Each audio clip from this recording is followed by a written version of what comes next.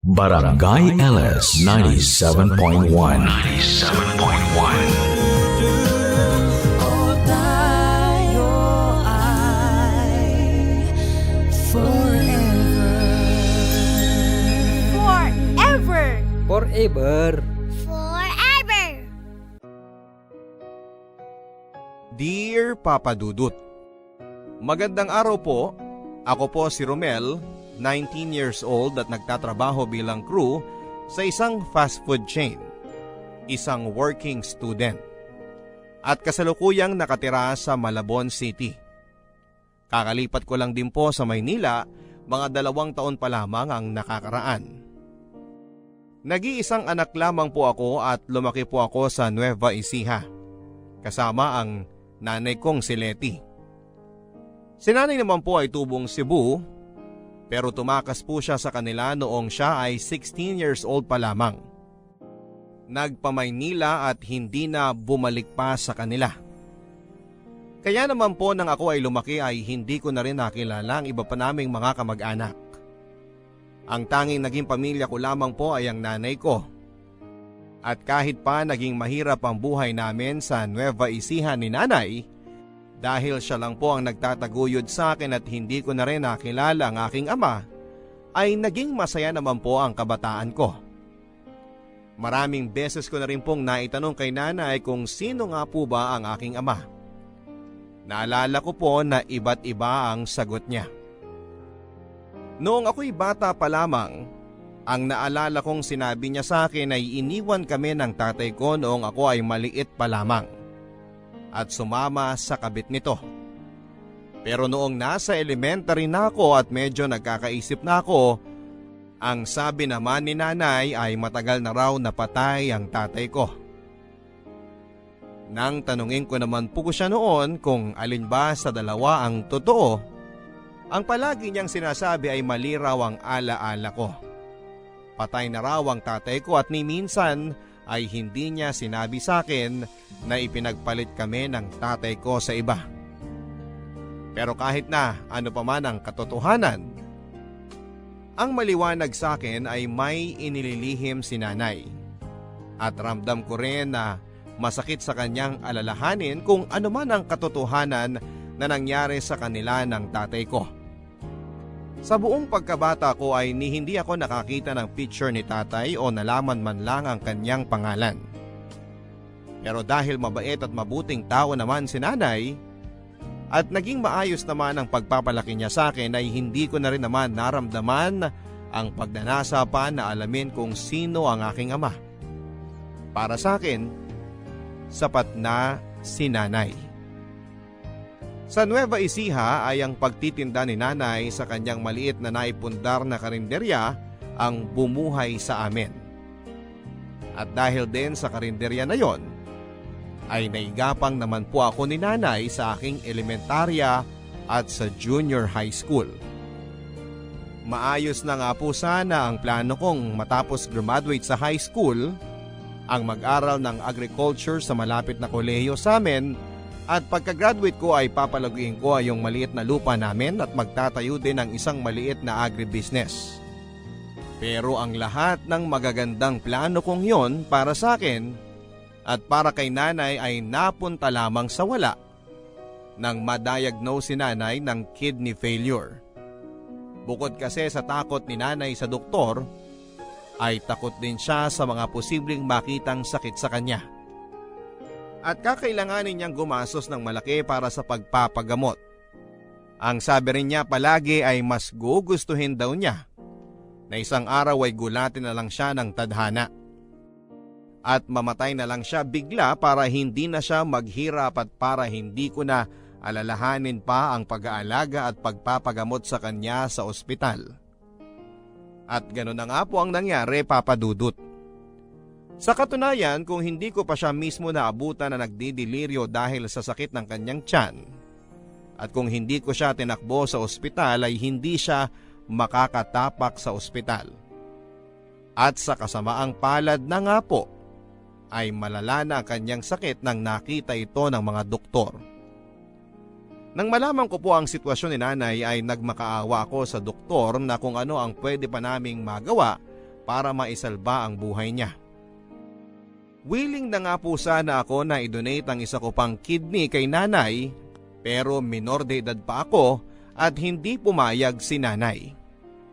Ang sabi niya ay sayang lang daw ang kidney ko kung ibibigay ko lang sa kanya na ilang dekada na lang ang nalalabi sa mundo. Bukod pa dito ay mahihirapan na raw ako na mabuhay ng normal oras na tanggalan ako ng kidney. Mahirap po sa akin papadudot pero wala na rin po akong nagawa kundi ang damayan si nanay. At gawing komportable ang pakiramdam niya sa mga huling araw niya dito sa mundo. Nay, pumayag na po kasi kayo na ibigay ko ang isa kong kidney sa inyo. Kaya ko pa naman po eh. Romel, huwag kang makulit. Sinabi na ngang hindi na eh. Eh di, maghihintay na lang po tayo ng donor. Romel, anak, wag na. Bukod sa mahalang magagastos, hindi ko na yun mahihintay. Nay, huwag naman po kayong magsalita ng ganyan. Lakasan niyo po yung loob ninyo. Romel, anak, pabayaan mo na akong magpahinga. Nay, nakakainis naman po kayo eh. Hindi ko naman po kayo kayang pabayaan na lang ng ganyan. Hindi ko kayo kayang makitang nahihirapan kayo tapos ako walang magawa. Makinig ka, anak, ha? Maski ang mga doktor, wala nang kumpiyansa na kakayanin ko o may maitutulong pa sa akin ang kidney transplant. Nay, parang awa niyo na. Lakasan niyo po yung loob ninyo. Hindi ko po kayang mawala kayo, Nay. Romel, 16 anyos ako nung tumakas ako sa Cebu para pumunta ng Maynila at mabigyan ng sarili ko ng mas magandang buhay. 17 anyos ka na ngayon. Mas matanda ka na sa akin nung nagsarili ako. Kung kinaya ko, mas kakayanin mo. Lalo pat dahil sa tingin ko, mas naihanda naman kita na lumaban sa buhay. Hindi kagaya ng mga magulang ko na walang pakialam sa akin. Ay, natatakot po ako. Huwag kang matakot, anak. Palagi lang naman ako naririto. Natatakot po akong mag-isa, Nay. Romel, anak, bago ako pumanaw, sa tingin ko dapat ko nang ipagtapat sa iyo ang katotohanan. Ang katotohanan po na ano, Nay? Ang tungkol sa ama mo. Romel, yung sinasabi ko sa iyo nung batang-bata ka pa tungkol sa tatay mo, iyon ang totoo. Ano ho? Buhay pa ang tatay mo. Ramon ang pangalan niya. At totoo na iniwan niya tayo at ipinagpalit sa iba. Kung gusto mo siyang puntahan, nasa Maynila siya. Matatagpuan mo yung address niya sa Maynila kasama ng ibang mga papeles na nakatago sa disusi kong kabinet. Naroon din ang birth certificate mo. Nay, ayoko siyang puntahan. Ikaw ang kailangan ko, Nay. Nay, lukusan mo ang loob mo, Nay. Romel, anak, hindi na ako magtatagal sa mundo. At sigurado akong mauubos ang lahat ng naipundar ko sa pagbabayad lang dito sa ospital. Siguro nga'y mas makakabuti kung puntahan mo ang tatay mo. Singilin mo siya sa utang niya sa'yo. Sa atin. Hayaan mo na suportahan niya ang iyong pagtatapos at pag-aaral sa kolehiyo. Pero ito ang tandaan mo, ha? Huwag kang pupunta sa kanya ng mahina ang loob. Kilala ko ang ugali niya, pati na ang babae at pamilyang pinili niya. At sigurado ako na ano't ano pa man ang mangyari, sila't sila pa rin ang pipiliin niya. Nay, parang awa niya na. Huwag kayo magsalita ng ganyan. Huwag niyo akong habilinan. Huwag niyo akong iwan. Anak, Itinago ko sa iyong tungkol sa iyong ama sa loob ng napakahabang panahon dahil galit ako sa kanya. At isinumpa ko sa sarili ko na habang kaya ko, hindi ako lalapit at hihingi ng tulong sa kanya. Itataguyod kita ng mag-isa. Pero dahil mawawala na ako, siya na lang ang natatanging paraan para makamit mo ang mga pangarap mo. Nay! Please, parang awa niyo na. Huwag kayo magsalita ng ganyan. Gagaling pa kayo, Nay. Lakasan niyo lang ang loob ninyo. Ayos na ako, Romel. Papagpahingahin mo na ako, ha? Anak, naging mahirap man at mapait ang tadhana sa akin. Sulit naman ang maikling panahon na nanalagi ako sa mundo dahil naging anak kita at nakasama kita sa huling mga taon ng buhay ko.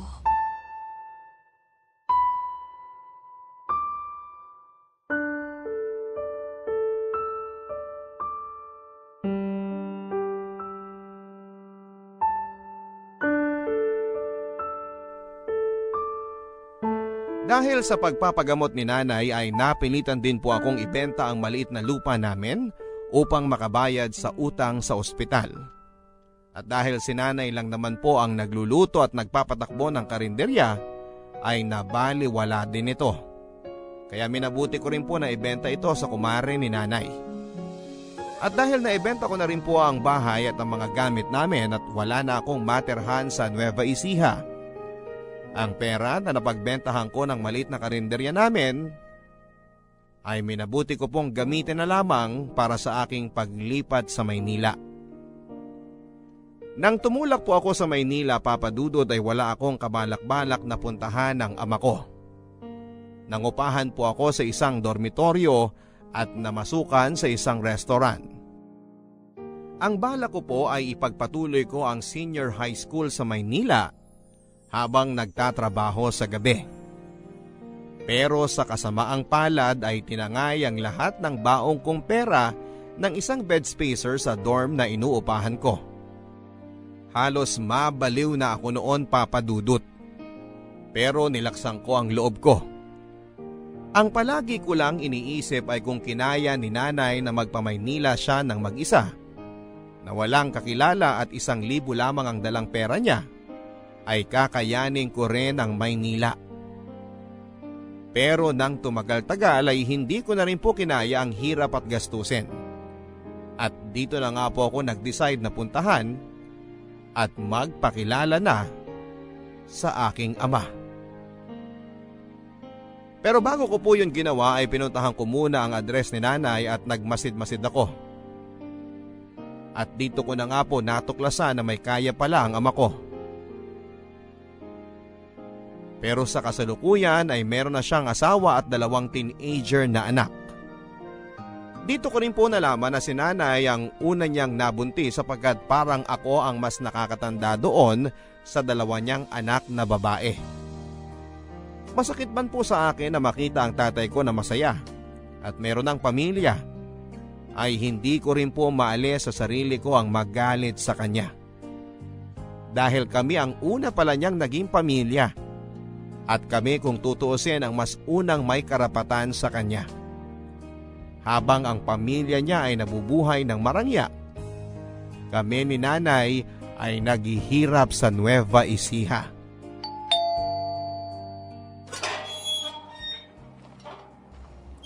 Ano yon? Magandang umaga po. Nandyan po ba si Sir Ramon?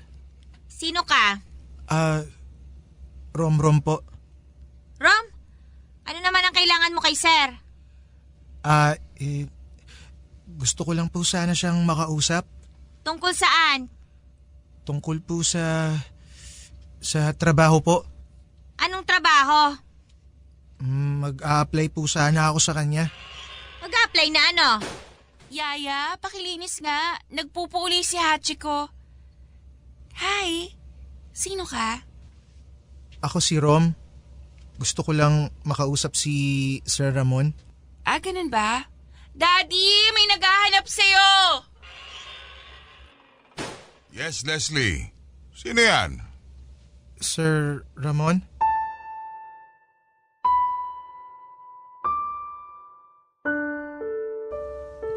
Leslie, sige na. Doon ka na muna sa kwarto mo. May pag-uusapan lang kami. Romel ka mo ang pangalan mo? Opo, sir. Patay na po si nanay. Sino ba ang nanay mo? Si Letty po. Leticia. Doon tayo sa labas.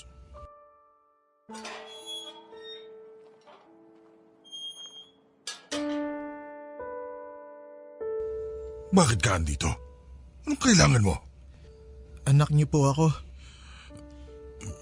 Hindi ko alam ang sinasabi mo. Umalis ka na. Ano ho? Umalis ka na! Hindi kita kilala! Hindi ko kilala ang nanay mo! Sinungaling!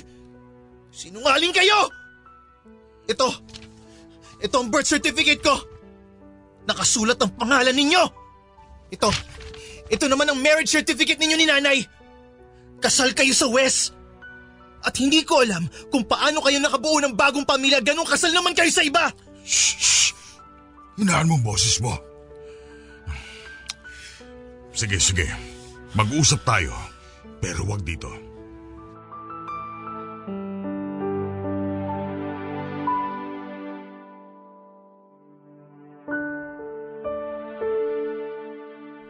Nag-usap kami ni tatay ng pribado sa isang coffee shop ng hapon na yon, Papa Dudut. At sa pag-uusap na yon ay medyo nakuha ko na may kabulastugang ginawa si tatay.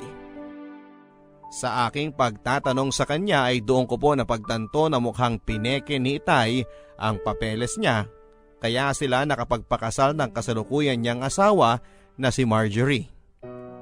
At sigurado akong oras na makalabas ang katotohanan na kasal siya kay nanay ay mapapawalang bisa din ang kasal nila ng kasalukuyan niyang asawa.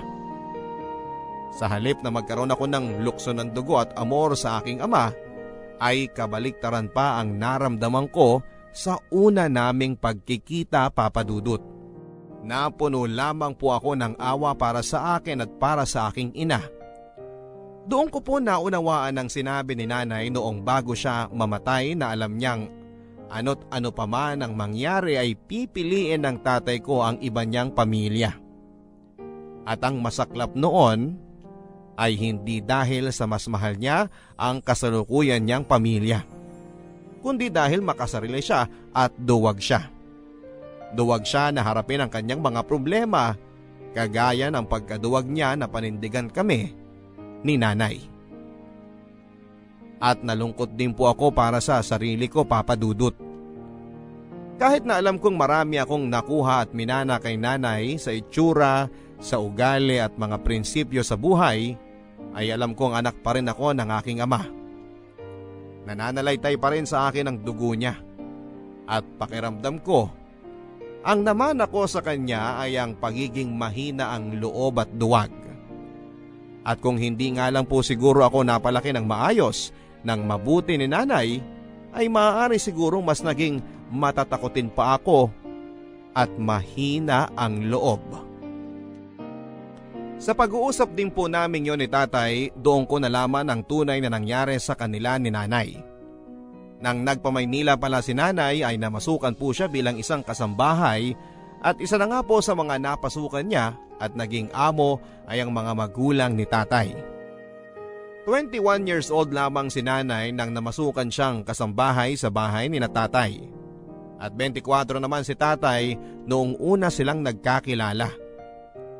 Nag-iisang anak lang din po si tatay, Papa Dudut, kaya naman ang taas ng expectation sa kanya ng mga magulang niya. Pero dahil hindi naman siya ganon katalino at kadalasang bagsak-bagsakan sa eskwela, at sa edad na 24 ay hindi pa rin siya nakagraduate sa college. At dahil lalaki po siya at walang masabihan ng mga problema sa mga kaibigan niya, ang naging di sinasadyang tagapakinig niya ay si nanay. Dahil po sa mga pag-uusap nila at sa paglabas-labas ng mga problema sa buhay ni tatay kay nanay, ay naging magkaibigan sila. Pero dahil nga po katulong lamang si nanay sa kanila, ay itinago nila ang kanilang relasyon. At nang nabuntis na nga po ni tatay si nanay, ay nagpasya po sila na magtanan bago pa man maging kapansin-pansin ang pagbubuntis ni nanay sa mga magulang ni tatay. At nang nagtanan sila, ay agad din silang nagpakasal sa West. Pero wala pang ilang buwan matapos akong iluwal ni nanay ay nagtalo na po sila ni tatay sa hirap ng buhay. Parehong doktor ang mga magulang ni tatay kaya alam kong ni minsan ay hindi siya nakaranas ng magutom at mahirapan. Kaya rin siguro wala pang kalahating taon nang magtanan sila ni nanay ay bumalik si tatay sa mga magulang niya. Humingi ng tawad at kinalimutan ng may iniwan siyang asawa at anak. At dahil ma-pride at hustong nasaktan po si nanay dahil sa ginawa ni tatay, ay pinilit na rin po niyang burahin ang alaala nito sa kanya at sa aking isipan. At tama lang naman po siguro yung ginawa ni nanay. Dahil pagkabalik ni tatay sa Maynila, ay nagkaroon na kaagad ito ng girlfriend, si Marjorie. Nabuntis pa niya kaagad at eto na nga si Leslie, ang aking half-sister. Marjorie, girls, meron ako ipapakilala sa inyo. Hey! Ikaw si Ram, di ba? Andito ka lang nung isang araw Romel. Oh, sorry. My bad. Romel pala? Si Romel pala, scholar ko siya. Romel, si Marjorie asawa ko. Si Leslie panganay ko at si Tricia yung bunso. Taga Nueva Ecija si Romel. Scholar ko siya. Dito niya na tatapusin ang high school at college niya sa Manila. Oh! I did not know that you had a scholar. Hindi ko lang sinasabi sa inyo pero may mga scholar ako. Marami akong charity work. Hindi ko lang sinasabi sa inyo. Kasi di ba parang pangit din naman na ipinapangalandakan ko yung mga tinutulungan ko, hindi ba? Wow, talaga, Han? That's nice. Actually, tama naman yan kasi ang dami na rin nating blessings. It's nice to give back. So bali pinapakilala ko siya sa inyo kasi dito ko na muna siya sa atin patitirahin. Since habang lumalaki itong sina Leslie, nagkakaagawan na tayo ng driver. Naisip ko na kapag may mga lakad sina Leslie at si Manong ang nagmamaneho, si Rom na munang re-relyebo. I see. Romel, okay naman ba sa mga magulang mo na nagtatrabaho ka? Tapos nandito ka sa Maynila? Mga magulang ho? Wala na po akong mga magulang. Oh my! Anong ibig mong sabihin? Kamamatay lang po ni nanay. Mga ilang buwan pa lang po ang nakakalipas. I'm sorry to hear that. And your father? Wala po siya. Hindi ko na po siya nakilala. Oh, ay. Ang dami talaga mga irresponsableng lalaki sa mundo. Now I understand, Han, kung bakit gusto mo nga siyang kupkupin. Kawawa naman ang bata, ulila na pala. Thank you. So Romel, sige. Dali mo na muna yung mga gamit mo sa driver's quarters. Pasensya ka na ha, kung magsishare kayo ni Manong doon. Pero minsan naman hindi siya nag-i-stay in so may privacy ka pa rin kahit papano. Maraming salamat po, sir. Maraming salamat po, Ma'am Marjorie. Nice to meet you, Romel. Nice to meet you din, Leslie. Romel, meron pala akong lakad mamaya with my friends. Pwede mo ba akong ipag-drive? Pwede ka namang ipag-drive ni Manong. Hindi naman matutuloy ang lakad namin mamaya. Si Romel na lang. I mean, Manong so old kasi Minsan ginagabi kami sa labas ng friends ko, tapos inaantok na si Manong habang nagde-drive. It's so scary. Okay lang ba sa'yo, Romel? Okay lang po, sir. Sa totoo lang, Papa Dudut, ay naging palaisipan din po sa akin kung bakit pinili ni tatay na patirahin ako sa bahay niya kesa sa ikuha ko ng dormitoryo at ilihim ako sa kanyang pamilya. Naisip ko na baka po nanghihinayang siya sa dagdag na gasto sa pangungupahan sa titirhan ko. Naisip ko rin po na baka naman paraan niya yon para palagi niyang nakikita ang mga kilos ko. Ang bawat hakbang ko para mas kontrolado niya ako sa mga sitwasyon. Pero hindi ko rin maikakaila na sumagi sa isipan ko na baka naman pinatira niya ako sa bahay niya dahil nangungulila siya sa akin bilang isang ama. Na baka dahil sa pag-uusap namin ay nanumbalik sa kanya ang mga alaala at pagmamahal niya kay nanay. Nabukal sa loob niya ang tulungan ako at makabawi sa mga pagkukulang niya sa amin ni nanay. At sa tingin ko po papadudot ay mas pinaniwalaan ko ang huling dahilang yon na sumagi sa isipan ko. Dahil naging madali po sa akin ang pumayag sa gusto ng tatay ko. Na kahit pinagpapanggap niya akong scholar lamang niya at balak niya pa akong gawing driver ng mga anak niya, mga half-sisters ko. At deep inside ay mahal niya ako. Pinaniwala ko ang sarili ko na yon lamang kasi ang tanging alam na paraan ni tatay para maipakita niya sa akin na mahalaga pa rin ako sa kanya. Sa kabila ng kanyang masalimuot na sitwasyon at sirkumstansya. Noong simulang mga linggo ay maayos naman ang naging karanasan ko sa bahay ni tatay. Naging maayos at magalang ang pakikitungo sa akin ng asawa niyang si Marjorie at ng mga half-sisters ko sa akin. Pero habang tumatagal ay mas nagiging komportable na sila sa akin. Ay unti-unti na rin nilang pinapakita ang tunay nilang mga anyo. Si Ma'am Marjorie ay napaka matapobre. Ang mga kapatid ko ay napakamaldita at maarte. At maski ang yaya nila at driver ay sinusungitan ako. Habang tumatagal ay mas pababa ng pababa ang pakikitungo nilang lahat sa akin. Habang tumatagal ay mas nararamdaman ko na nga na driver lamang ako at tagalabas ako. At maski sa sarili kong ama ay unti-unti ko na rin nararamdaman yon, na mas nagiging driver niya ako kesa sa sarili niyang anak.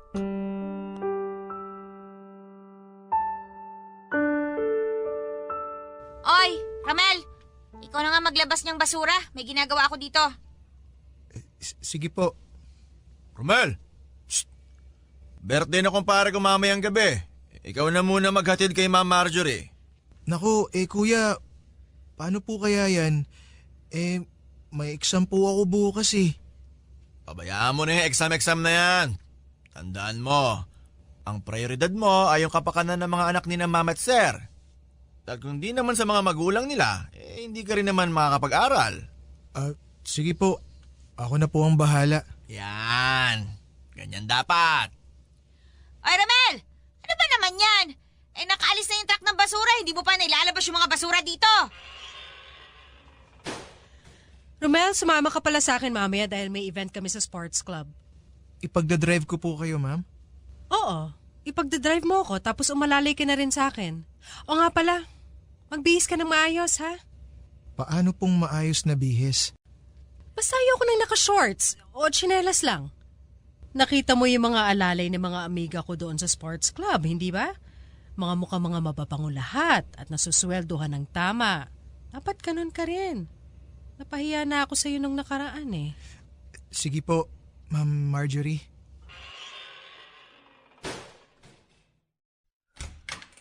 Yaya! Ayaw na naman mag-flush ng toilet! Umapaw na naman! Hoy, Romel! Ikaw na nga umasikaso ng bradong kubeta! Sinubukan ko na po yung ayusin. Tubero na po ang dapat na tumingin doon. Wala nga tubero, Wes. So anong gagawin natin? Sino maglilinis doon? Ako pa rin ba ang sasalok ng mga dumi doon? Kita mo nga naghahanda ako ng pagkain at tanghalian natin. Ikaw na maghanap ng paraan para malinis yon dahil ikaw naman ang walang ginagawa.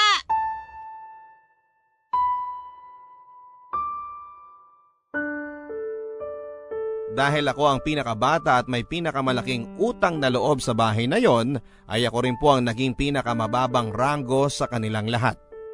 Maski ang kasambahay nila at driver nila tatay ay ako pa rin ang inuutusan. At may mga pagkakataon din po papadudot na maski ako ay nakakalimutan ko na rin na anak nga pala ako ng tatay ko. Maski ako Ang tingin ko minsan sa sarili ko ay katulong, driver at alipin nilang lahat.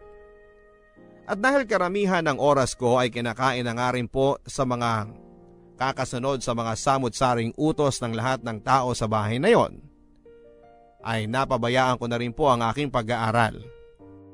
Ang dati kong mga matataas na grado noong ako ay nag-aaral pa sa Nueva Ecija ay biglang naging pulos pasang-awa na lamang. Hindi ko alam kung sa paanong himala ng Diyos pero naitawid ko rin naman po ang senior high school, Papa Dudut. At nakagraduate naman ako. At pagkatapos po noon ay nakapag-enroll na rin po ako sa kursong agriculture sa isang kolehiyo. Sa punto pong yon ay sa aking buong akala ay tama nga po si nanay sa sinabi niya sa akin. Unti-unti na nga pong nakakamit ang mga pangarap ko sa tulong ng ama ko. Pero ilang buwan pa lamang matapos kong pumasok sa first year college ay dumating na ang panibagong dagok sa aking buhay. Simula pa lang noong una naming pagkikita ay naging kakaiba na ang pakikitungo sa akin ni Leslie.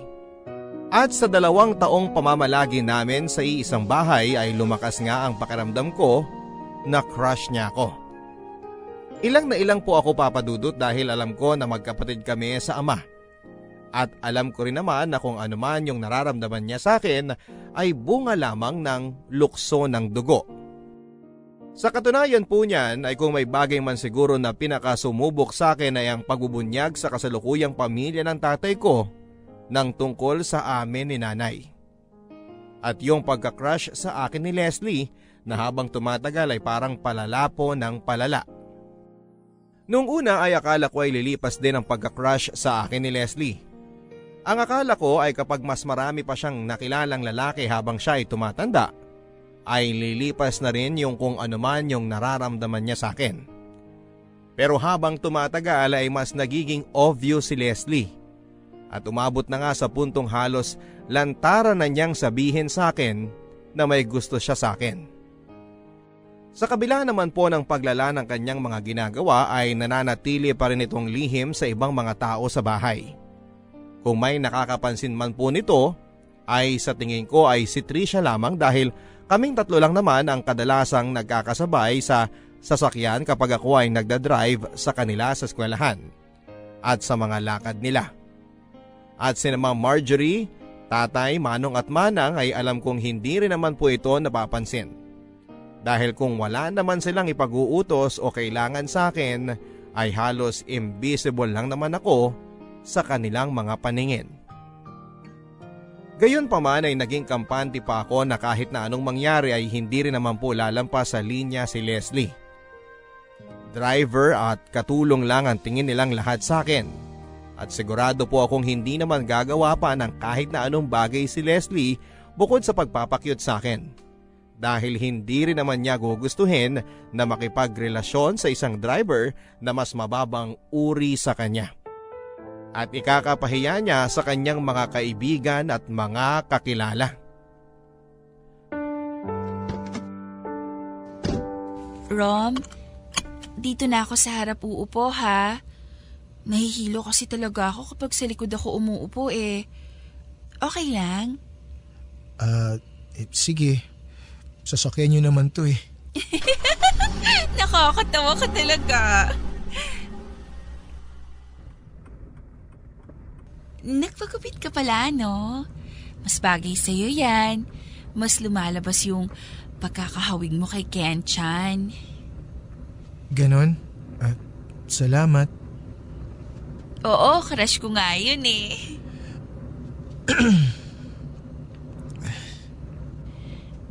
So, kumusta naman yung first week mo sa college, Rom?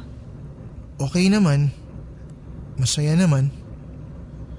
Ay, ako rin magka-college na, 1 taon na lang.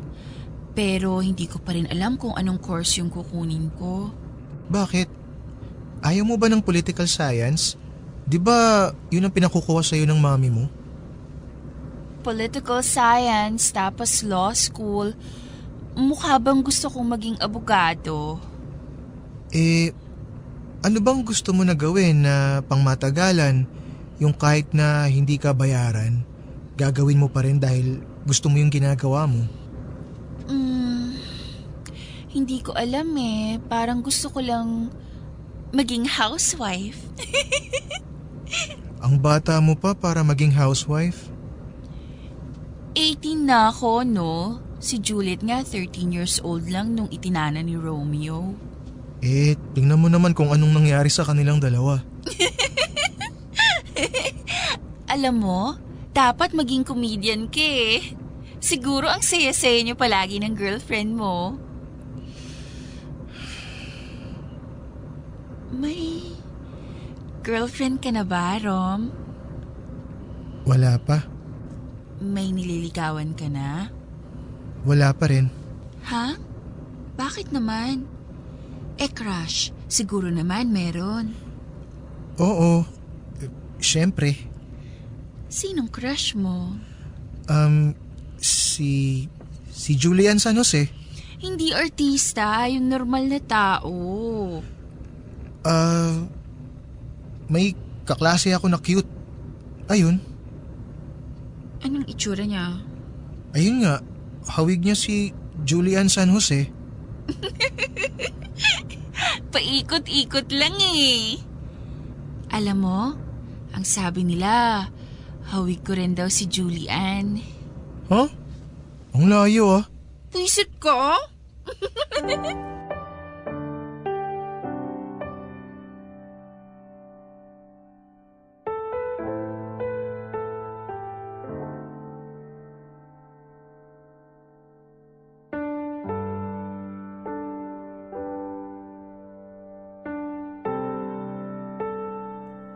Noong pong mga panahong unang pasok ko sa kolehiyo ay naging mas lantaran si Leslie sa akin, Papa Dudut. Madalas na kapag wala si Trisha ay doon na po siya umuupo sa harapan ng kotse. Katabi ko sa driver's seat. At noong tumatagal pa ay maski kay Trisha ay hindi na rin siya nag-iingat. Sa harapan pa rin po siya umuupo, katabi ko.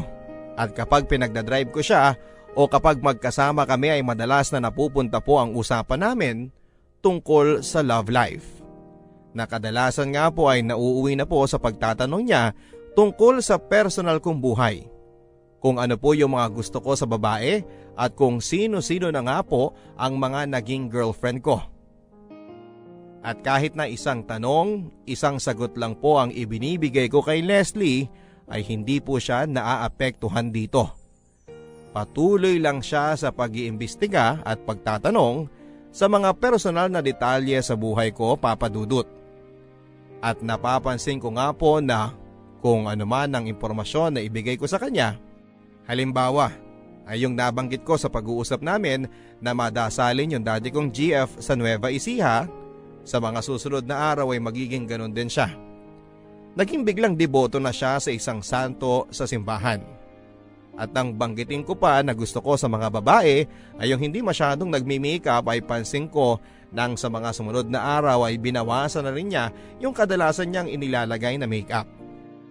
Pero simula po noon ay mas lalo akong kinabahan nang napapansin kong mas nagiging agresibo na si Leslie sa akin. Yung mga inosenteng tanong niya tungkol sa nakaraan ko, sa love life ko, sa mga tipo kong babae ay unti-unting nauwi sa mga tanong na sexual. Hirap na hirap po ako noon kung ano ang gagawin ko. At ilang na ilang kapag kinakambyo na po ni Leslie ang usapan noon. Kung tutuusin ay kating-kati na po ako sa kanyang sabihin na maghunos dili siya sa mga ginagawa at sinasabi niya dahil hindi niya lang alam ay magkapatid kami sa ama. At sa puntong yon ay naramdaman ko na rin po, Papa Dudut, bilang na mga araw nakakayanin kong manatili sa bahay na yon o nang hindi sinasabi sa kanya ang katotohanan. Isang araw ay hindi na po ko nakatiis at binala ko na sanang kausapin si tatay tungkol dito kahit na alam kong hindi magiging madali o komportable ang aming magiging pag-uusap. Pero sa kamalas-malasa naman ay naunahan ako ni Leslie. Oh, Leslie. Anong kailangan mo? Bakit may dala kang alak at baso? Nothing. Gusto ko lang makipag-inuman sana. Bakit hindi na lang tayo dun sa labas? Sige, tara. Dun tayo sa garden. Ayoko. At saka ano ka ba? Di nakita ni na mami na umiinom ako ng beer. Tapos ikaw pa yung kainuman ko. Ay, bakit mo ba gustong uminom? May problema ka ba? Oo Pero ito, inumin mo muna to. Hindi ako umiinom.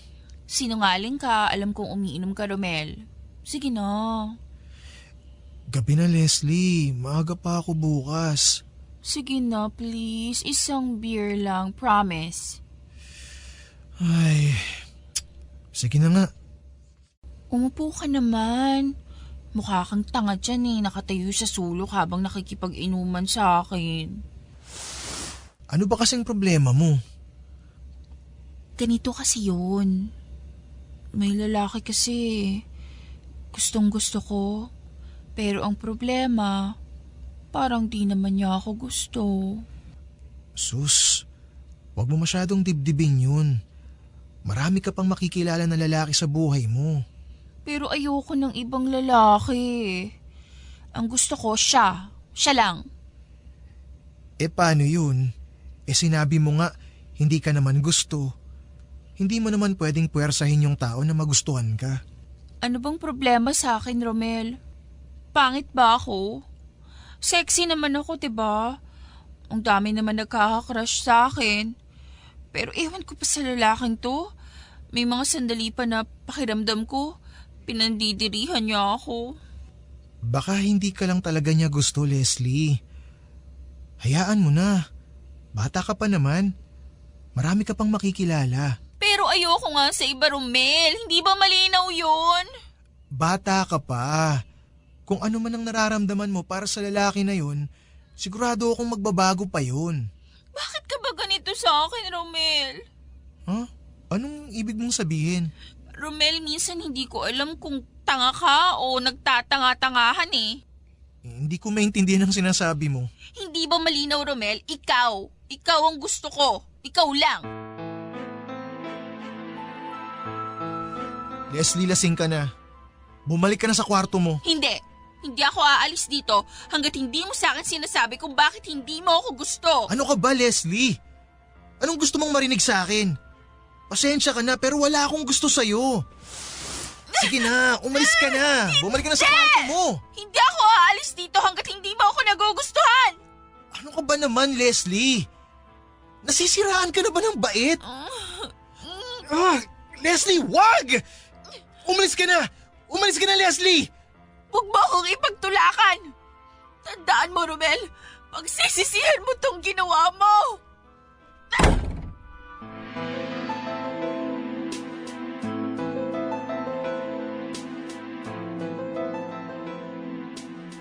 Kinabukasan matapos po ng insidenteng yon ay pinalabas ni Leslie na ninakawan ko siya ng cellphone nang iniwan niya ang bag niya sa sasakyan. Kinumpronta po ako ni Ma'am Marjorie at syempre tinanggi ko ang ibinibintang sa akin ni Leslie. Pero dahil na rin po sa pagtanggi kong yon ay mas nagalit sa akin si Ma'am Marjorie dahil pinapalabas ko raw na sinungaling ang anak niya. Bakit naman daw sasabihin ng anak niya yon? Ano raw ang mapapala ni Leslie sa pag-frame up sa akin na nagnakaw ako? Ano naman daw ang mapapala ni Leslie sa akin? Gayong driver lamang ako at mahirap lamang ako. Maski sina Manong at Manang ay nagbitiw na rin ng masasakit na salita sa akin. Wala daw akong utang na loob. Matapos raw akong kupkupin ang mag-asawa at pag-aralin ay ganun pa raw ang igaganti ko sa kanila. Tanging si tatay lang po ang hindi agad naniwala sa ibinibintang ni Leslie. At matapos po akong kastiguhin ni Ma'am Marjorie ay kinausap ako ni tatay ng personal. Nahihirapan daw siyang paniwalaan na ninakaw ko ang cellphone ni Leslie. Ano daw ba ang tunay na nangyari? At nang sinabi ko po sa kanya ang ginawa ni Leslie noong nakaraang gabi ay hindi naging komportable ang pagtanggap dito ni tatay. Ang sabi po niya sa akin, Papa Dudut, Mas makakabuti pa siguro kung aalis ako sa poder nila. Ayaw daw niya ng gulo. At hindi daw niya maaaring pahintulutan na malaman ng asawa at ng mga anak niya ang tungkol sa amin ni nanay. Pero huwag daw ako mag-alala dahil kahit naman daw hindi ako titira sa kanila ay ipagpapatuloy pa rin niya ang pagsuporta sa akin hanggang sa makagraduate ako sa college. Naging masakit po sa akin ang desisyon ng tatay ko. Doon ko napagtanto na hindi ko lang pala inaamin sa sarili ko, pero sa 2 taon na ipinamalagi ko sa bahay ni tatay at sa kabila po ng pagtrato sa akin ng pamilya niya bilang isang katukatulong, driver at all-around alalay nila, ay umaasa po ako na mababago pa ang ihip ng hangin. Umaasa ako na magkakaroon ng lakas ng loob si tatay na aminin sa kanyang pamilya na anak niya ako. At dahil doon ay magiging bukas na rin sila sa akin. At tatanggapin din nila ako. At ang lahat ay mauuwi sa isang maligayang pagtatapos. At magiging isa kaming isang malaki at masayang pamilya. Pero dahil sa nangyari ay doon ko rin napatunayan na ang tagal ko na rin po palang umaasa at niloloko ko ang sarili ko. Dahil husto ang galit sa akin ni Ma'am Marjorie dahil sa ibinintang na pagnanakaw sa akin ni Leslie, ay ibinalak po nito na ipadampot ako sa pulis. At nang marinig naman po ito ni Leslie ay naramdaman ko ang takot sa kanyang mga mata. Malinaw na hindi rin po niya inaasahan na hahantong sa ganoon ang pag-frame up niya sa akin. Pero kahit na ganoon na nga ang nangyari ay nanahimik lamang siya. Pinabayaan niya lamang ang mga nangyayari. Kinausap ni tatay si Ma'am Marjorie at kinumbinsin niya na hindi ito magsampa ng kaso laban sa akin. Minura-mura pa niya ako kunwari sa harapan nilang lahat. At sinabi sa kanila na palalayasin na lamang daw niya ako. At mukha namang kinagat ni Ma'am Marjorie ang mga sinabi niyang yon. Dahil matapos ang palabas na ito ni tatay, ay kumalma na ang asawa niya at sinabihan ako na magpasalamat daw ako at mga mabubuti silang tao. Kaya bibigyan nila ako ng pagkakataon na baguhin ang buhay ko. Pero sa totoo lang papadudot ay kahit na masakit po ang mga binitawang salita sa akin ni Ma'am Marjorie ay walang katumbas ito sa sakit na naramdaman ko nang marinig ko ang mga mura na lumabas sa bibig ng tatay ko. Lalo na't alam ko na gawa-gawa lamang niya yon para itago sa kasalukuyan niyang pamilya ang katotohanan. Doon ko po napagtanto kung gaano kaduwag ang ama ko at kung gaano kami kawalang halaga ni nanay sa kanya. At kahit na matagal ko na rin naman pong alam na mas matimbang sa tatay ko ang kasalukuyan niyang pamilya kaysa sa amin ni nanay, ang marinig po ang mga salitang yon na lumabas galing mismo sa kanyang bibig at ang sabihin ng harap-harapan ang mga iyon ng walang pakundangan sa mararamdaman ko. Pakiramdam ko ay sinaksak na rin po ako ng sarili kong ama. Habang ako'y nag-aal sa balutan ay bigla pong may kumatok sa pintuan ng aking kwarto. Ipinatawag ako ni Ma'am Marjorie.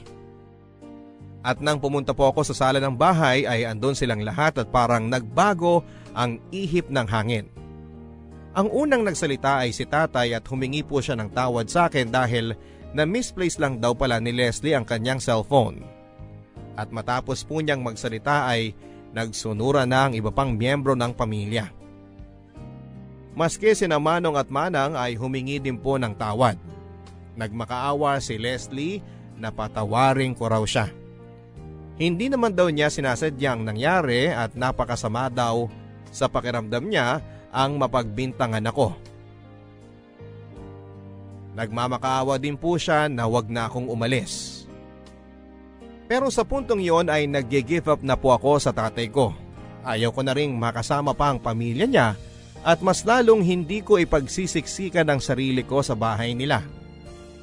Nagpasalamat na lamang po ako sa kanilang lahat at sinabi na hindi ko na kailangan ng tulong nila.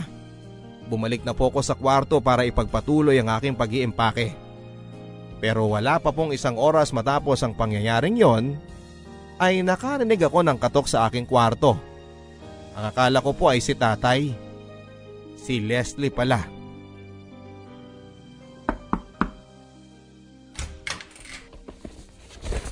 Leslie, anong ginagawa mo rito? Romel, please. Parang awa mo na. Patawarin mo na ako sa nagawa ko. Sinabi ko naman na sa inyong lahat kanina. Napatawad ko na kayo. Kasama ka na dun. Bakit kailangan mo pang umalis? Leslie, matapos yung nangyari, hindi na ako pwedeng manatili dito. Bakit? Ganon na lang ba yung pandidiri mo sa akin? Ganon mo ba ako kaayaw na kailangan mong umalis pa? Leslie, basta. May dahilan ako. Romel, makinig ka. Alam ko naman eh. Gusto mo rin ako. Ano? At paano mo naman naisip yan? Kasi mabait ka sa akin. At saka minsan nahuhuli kita, nakatingin ka sa akin. At alam ko na ang tingin na yon, hindi lang pang kaibigan o amo. Tingin yun ng taong may pakialam. Ng taong may nararamdaman. Leslie, minsan sa buhay ng tao, nakakakita tayo ng mga bagay na kahit wala naman, akala natin meron. At pinagpipilitan pa natin na meron talaga. Dahil ang mismong pagkatao natin ay ang may pagkukulang. Hindi ko maintindihan ang sinasabi mo. Ang alam ko lang, sigurado ako sa nararamdaman ko. Leslie, parang awa mo na. Pabayaan mo na ako. Kakalimutan ko na lang yung ginawa mo. At lahat ng nangyari. Okay? Hindi ko kaya, Romel. Please, parang awa mo na. Huwag kang umalis. Hindi ko kaya na wala ako. Leslie, ano ba? Pakiusap naman. Romel, okay lang naman sa akin kahit driver ka lang. Kahit na mahirap ka lang at hindi tayo magkalibel. Ano? Leslie, anong bahagi ba ng hindi? Wala akong gusto sa'yo ang hindi mo maintindihan. Alam mo, kung tutusin dapat nga magpasalamat ka eh. Dahil kahit na driver ka lang at ganyan ka, nagustuhan kita. Na ikaw ang pinipili ko. Ang daming iba dyan, nagkakandara pa sa akin, pero ikaw na dugyot at probinsyanong nagustuhan ko. Ang kapal ng mukha mong basti din ako. Leslie, pakiusap naman oh. Kinikilabutan ako sa mga lumalabas sa bibig mo. Padaanin mo na nga ako. Hindi! Hindi ako aalis dito hanggat hindi mo ako hinahalikan. Ha? Doon natin malalaman kung wala ka talagang gusto sa akin. Sira na ba yung ulo mo? Tumabi ka na kasi! Hindi nga eh. Layon mo nga ako! Nakakadiri ka! Leslie, magkapatid tayo! Ano? Leslie, magkapatid tayo sa ama. Kuya mo ko. Anak ako ni Leticia. Ang dating katulong ng lolo at lola mo. Ano? Ano yung sinasabi mo? Nagsisinungaling ka. Sasabihin mo talaga kahit na ano para maipagtabuyan lang ako, no? Leslie, nagsasabi ako ng totoo. Magkapatid tayong dalawa. Kasal ang tatay mo sa nanay ko. Hindi yan totoo! Hindi yan totoo! Ito ang marriage certificate ng nanay ko at ng tatay natin. Hindi! Hindi ito totoo! Leslie, kahit punitin mo pa yan, marami akong kopya niyan. May kopya rin ng gobyerno. Hindi na mababago ang nakaraan. Leslie, yung nararamdaman mo sa akin, hindi yan romantic love. Lukso ng dugo yan.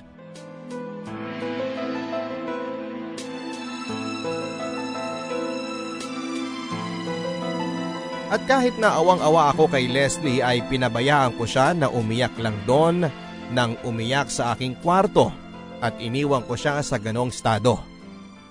Umalis po ako nang hindi na nagpaalam pa sa iba. At wala na rin po akong balak pang kontakin ang kahit na sino sa kanila maski ang ama ko. Dahil alam kong sa pagsisiwalat ko ng katotohanan na yon, kay Leslie ay malamang napuputok yon at makakarating sa kanyang mga magulang. Lumipat po ako sa ibang syudad at doon na nga po ako napunta sa isang maliit na kwartong inuupahan ko sa Malabon. Mula sa mga baon-baon na ibinigay sa akin ni tatay sa loob ng 2 taon ay nakaipon din naman po ako ng sapat na pera na sa tansya ko ay pupwedeng makasuporta sa akin sa aking mga basic na pangangailangan sa loob ng 6 na buwan. At dahil alam kong sa susunod na semester ay malamang ay hindi ako susuportahan ng tatay ko, ay nag-apply na rin po kaagad ako ng trabaho sa isang fast food chain para makapagsimula ng mag-ipon. At doon ko na nga lang po napansin na ilang linggo na pala ang lumipas pero wala pa ako nababalitaan na konsekwensya ng ginawa kong pagbubunyag ng pagkatao ko kay Leslie. At nang ang mga linggo ay lumipas sa mga buwan ay naisip ko na maaaring dalawa ang kinahinatnan ng pangyayaring yon. Na maaaring inilihim ni Leslie ang sinabi ko sa kanya o kung hindi man ay maaari din naman na kinumpronta niya ang aming ama at nagkagulo na ang buong pamilya. At minabuti na lamang ng tatay ko na hindi ako balikan sa pangyayari. Pero isang araw ay nagulat na lamang ako nang may biglang kumatok sa pintuan ng inuupahan kong kwarto. At doon ko po nalaman kung ano ang nangyari matapos akong umalis ng bahay ni na tatay. Hayop ka! Natuntunding kitang animal ka! Iwan niyo ako! Sinira mo buhay namin!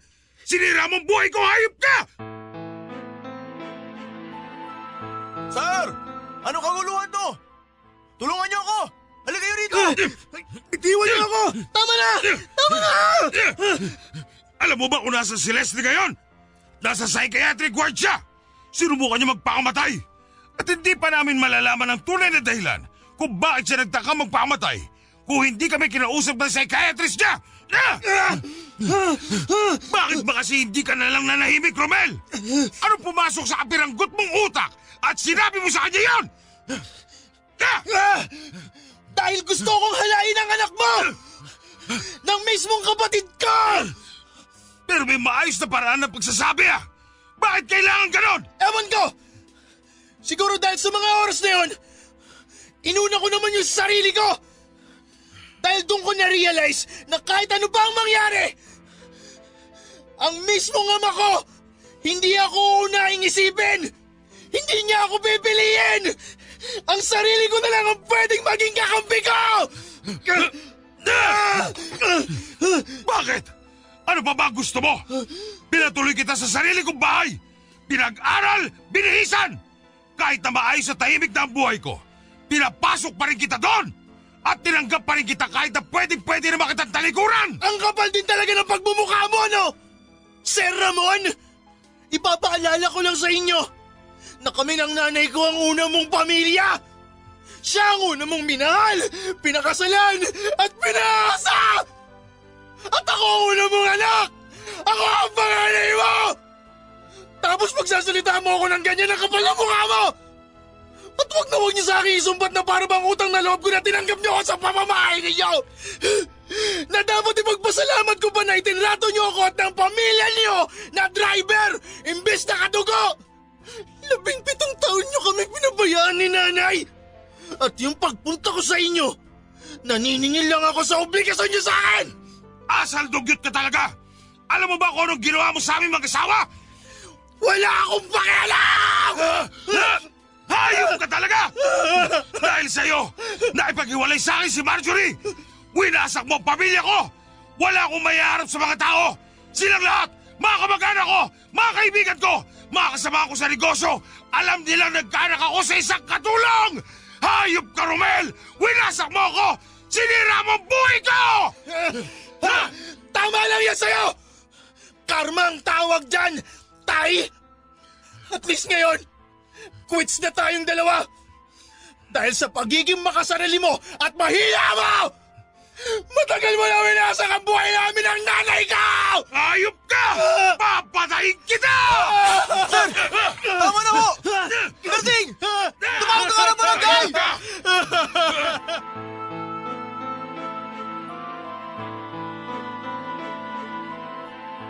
Dinala po kami ni tatay sa barangay Papadudut. At para din po sa aking sariling kaligtasan ay nagpa-medico legal ako at ipinablatter ko siya. Sa punto pong yun ay alam kong wala nang bawian o pag-aayos na mangyayari sa amin ng tatay ko. Sa puntong yon ay tinuldukan ko na rin po ang relasyon naming mag-ama. At kahit na bugbog sarado ako, kahit na hindi ako nanlaban at ganon ang inabot ko sa kamay ng aking sariling ama at ng pamilya niya, pakiramdam ko ay nanalo na rin ako. Naiganti ko si nanay at nakabawi na ako sa lahat ng atraso ng tadhana sa amin. Ang sabi po sa akin ay dapat ay nakulong din daw po ang tatay ko at malamang ay binayaran niya rin ang kanyang kalayaan. Pero ang sa akin, Papa Dudut, sige, okay lang kung nakalaya siya. Okay lang kung ang lahat ay kaya niyang bilhin ng pera. At okay lang din kung isa mang araw ay balikan niya ako, gantihan o ipapatay dahil sa pagkabaliw niya. Okay lang sa akin. Dahil alam kong dahil sa mga nangyaring ito at kinahinatnan niya, ako na ang panalo. Wala na akong takot sa dibdib at hindi na ako duwag kagaya ng tatay ko. Nakawala na ako sa pagiging anak ng tatay ko. Pero aaminin ko sa inyo, Papa Dudut, habang tumatagal na humuhupa na ang galit sa aking puso, paminsan-minsan ay naiisip at naaawa din ako sa sinapit ni tatay pati ng kanyang pamilya. Lalong-lalo na si Leslie. Oo, naging malupit nga sila sa akin. Naging matapobre sila. Pero alam ko namang naging ganon lang sila dahil may mga naging pagkukulang din siguro ang mga magulang nila sa pagpapalaki sa kanila. Mga biktima lang din sila ng sirkumstansya. At ang pinakamatinding trahedya sa kanila ay kahit na siguro ano pang dagok ang abutin nila sa buhay ay hindi sila matututo ng mga dapat nilang malaman. At habang buhay na silang magiging ganon kababaw, kakitid ang utak, makasarili at mananatiling ignorante sa realidad ng mundo at sa mga sarili nilang kondisyon hanggang sila ay mamatay. Sa ngayon po, Papa Dudut, ay pinagbubuti ko na lang po ang aking pag-aaral at pagtatrabaho. Mahirap, pero matapos po ang lahat ng dinanas ko, alam kong kakayanin ko. Hindi man po ako nasuportahan at nakitang nakapagtapos ng kolehiyo ni nanay. At kahit na wala na akong suporta sa aking ama, ay hindi ko po yun pinoproblema. Dahil ako na mismo ang tutupad sa aking mga sariling pangarap. Total, mag-isa na lamang ako at wala nang ibang makakapitan kundi ang Diyos at ang sarili ko. At sana po, Papa Dudut, ay kahit papaano ay meron akong na-touch na mga nakikinig po sa inyo. At sana po ay nakapagbigay ako ng konting lakas at inspirasyon lalo na doon sa mga ulila na.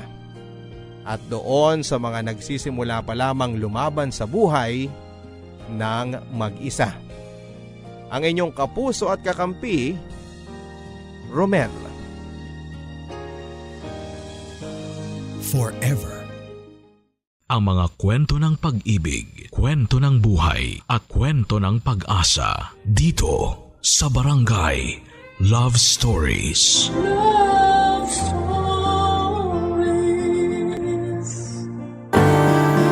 Masarap magmahal. Lalo na kung mahalaga sa atin ang isang tao.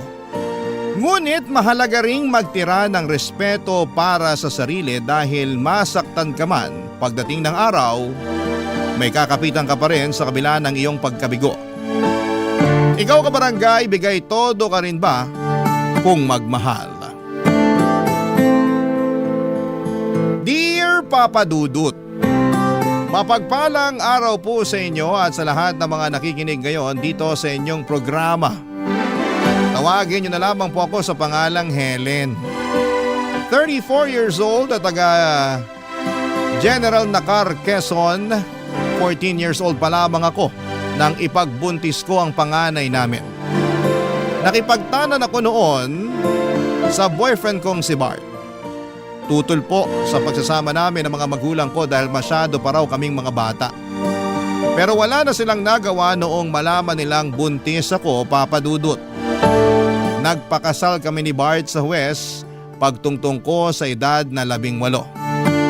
Sa pagsasama namin sa loob ng 2 dekada ay nagkaroon kami ng isa pang anak. Babae ang panganay ko at lalaki naman ang bunso namin. Papadudod sa loob ng 2 dekada kalahati noon ay nasa Brunei si Bart dahil sa trabaho niya. Driver po siya ng isang mayamang pamilya doon at minsan lang talaga siyang makauwi. Pinapayagan naman siya ng amo niya na umuwi 3 beses sa isang taon kaya nagkakasama-sama pa rin kami ng mga anak namin. Hindi po yun naging madali para sa akin dahil madalas kong nami-miss ang asawa ko. Kahit ang mga anak namin ay nangungulila rin sa kanilang ama na hands-on talaga sa kanila noong hindi pa nag-iibang bansa. Pero sa ganong sitwasyon ay ipinapaunawa ko sa mga anak ko na mas malaki ang sweldo ng kanilang ama kung sa ibang bansa ito magtatrabaho. Tungkol naman sa pagsasama namin ay wala namang kaming naging problema kahit na LDR kami. Loyal ako sa asawa ko at ganon din siya sa akin. Pero unti-unting nayanig ang paniniwala kung okay lamang kami nang may makarating na balita sa akin, Papa Dudut.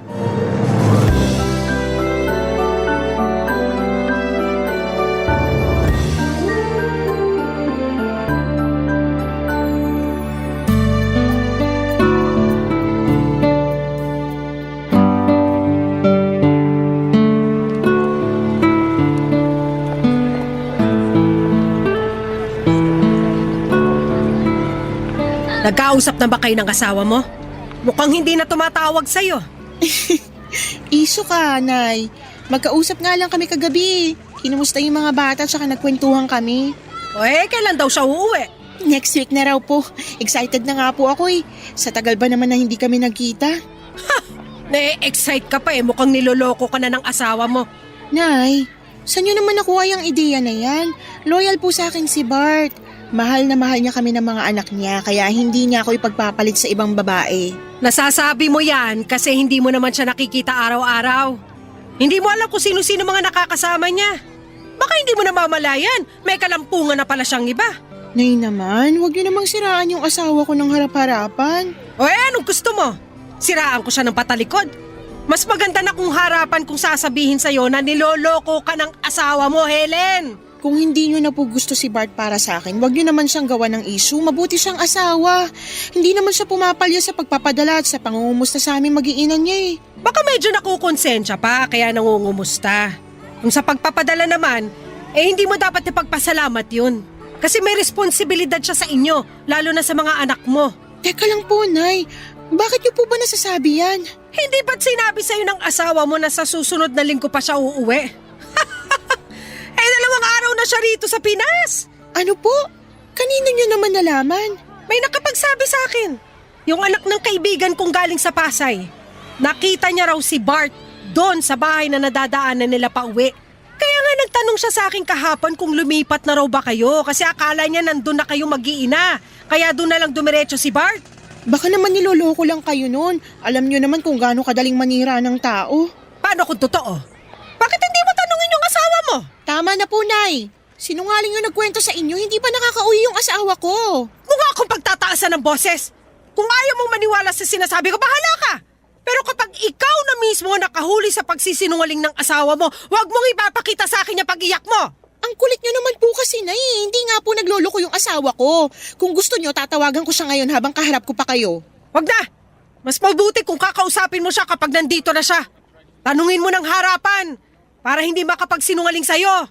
Sige po, Nay. Kakausapin ko siya at papatunayan ko po sa inyo na hindi totoo yung chismis na nasagap nyo. Sana nga! Ayoko rin naman mangyari na ngayon pa masisira yung pamilya ninyo kung kailan mahigit 2 dekada na yung pagsasama nyo. Uulitin ko po, Nay. Mabuting asawa si Bart kaya hindi niya ako magagawang lokohin. Kapag napatunayan ko nagsisinungaling yung nagsabi sa inyo na nakita niya yung asawa ko, pupuntahan ko siya at kakausapin. Hindi ko palalampasin yung paninira niya sa asawa ko. Papa Dudut, kahit sa panaginip ay hindi ko naisip na lolokohin ako ng asawa ko.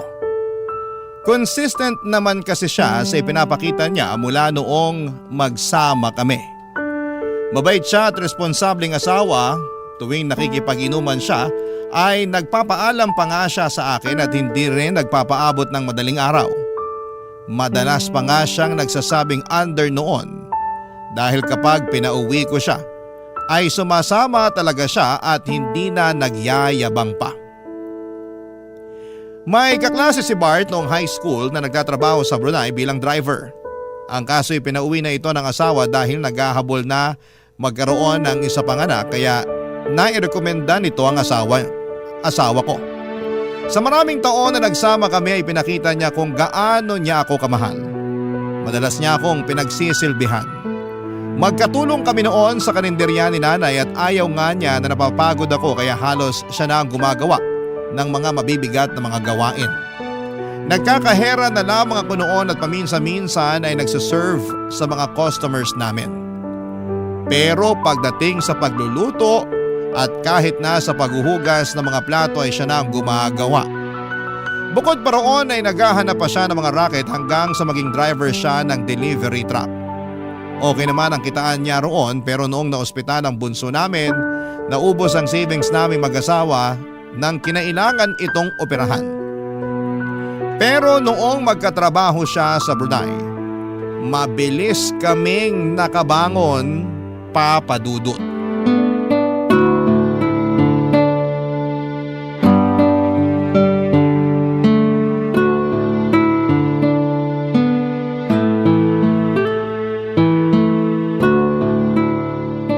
Mahal, na-miss kita sobra. Tagal naman kasi nating hindi nagkita. Nandito na ako. At habang nandito ako, babahawi ako sa inyo ng mga bata. Nasaan nga pala sila? Nasa school pa, may pasok sila ngayon eh. Oo nga pala. Sinabi mo ba na ngayon ako darating? Siyempre hindi, gusto mo silang isorpresa, 'di ba? Oo, miss na miss ko na sila eh. Lalo na yung bunso natin. Tagal na nag-aaya na maglaro kami ng basketball. Siguradong matutuwa yun mamaya kapag nakita ka niya. Nga pala, kamusta si nanay? Nakasalubong ko siya kanina dyan sa labas ah. Binati ko pero hindi ako pinansin. Galit ba siya sa akin? Ha? Baka bad mood lang yun si nanay, pagpasensyahan mo na. Nakakapanibago lang kasi. Dati naman, kinukumusta niya pa ako tuwing nagkikita kami sa labas. Ay nako, kakausapin ka rin ni nanay. Wrong timing ka lang talaga. Teka, kumain ka na ba? Oo, kumain na ako kanina. Ikaw, kamusta ka naman? Hindi ka ba nahihirapan sa mga gawain dito? Sus, makapangumusta ka naman. Parang hindi tayo nag-uusap sa video call. Siyempre okay lang naman ako, kayang-kaya ko pa mga gawain dito. Bakit parang nakukulangan ka pa? Yun na nga, nakukulangan din ako kaya parang kailangan ko na ng bagong aalagaan. Total, nandito ka na. Anong ibig mong sabihin? Mahal, gusto ko na ulit magbuntis. Ano? Gusto ko ng isa pang anak. Malalaki na kasi mga anak natin eh. Mahal naman, baka naman naiinip ka lang kaya mo naiisip yan. Saglit lang ako rito. Sino sasama sa'yo tuwing may check-up ka? O kaya pag nanganak ka na? Nandito naman si nanay. Pwede niya akong samahan. Tsaka siya rin naman yung nag-aasikaso sa akin nung nanganak ako, di ba? Oo, pero busy na si nanay sa karinderya. Nakakaya naman kung maaabala pa siya. Baka sabihin niya pa, ako yung asawa mo pero hindi man lang kita masamahan. Nasabi ko na to kay nanay. Kahit na. Bakit parang ayaw mo? Hindi naman sa ayaw. Parang hindi lang maganda yung timing. Eh kung hindi ngayon, kailan pa mahal? Kung kailang hindi ko na kaya, ganun ba? Pwede naman sa ibang taon. Wag lang muna ngayon. Pagbigyan mo na ako, sige na naman mahal. Gusto ko lang talagang maranasan ulit na may alagang baby. Pero gusto ko ring makasama mo ko sa pagbubuntis mo. Para masubaybayan ko yung anak natin hanggang sa paglabas niya. Pwede naman kitang laging i-update. Madalas naman tayong magka-video call, di ba? Oo, pero iba pa rin yung nakikita ko kayo ng malapitan. Para may magawa man lang ako para sa inyo.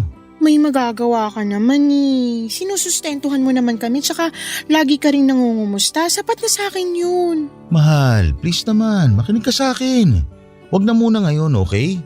Gusto ko rin naman magkaanak pa tayo. Pero hindi lang talaga ito yung tamang panahon para dyan. Ang simple-simple lang naman ang hinihiling ko sa'yo. Hindi naman ikaw yung magbubuntis kundi ako. Mahal, pag-usapan na lang natin to ulit sa susunod, okay? Magpapahinga muna ako. Ang layo pa ng binyahe ko papunta rito. Ano pa nga bang magagawa ko?